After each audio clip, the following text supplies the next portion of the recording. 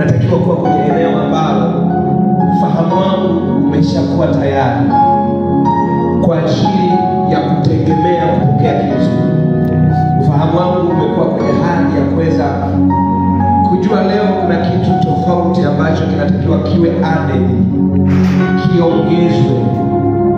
Leo ni nafasi ya kupiga hatua nyingine zaidi ya nilipokuwepo jana, zaidi na zaidi na zaidi. Na ushindi wetu upo kwenye kutokutambua mabaya. Wakati unaacha kutambua ubaya ndio unapiga hatua kwenda kwenye uzuri. Wakati unatambua mabaya ndio unasimama au kutokuendelea.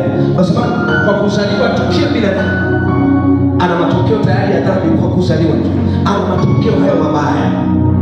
Hahitaji kuyaomba, hahitaji kufunga, hahitaji kufanya chochote kuyapata. Anayo.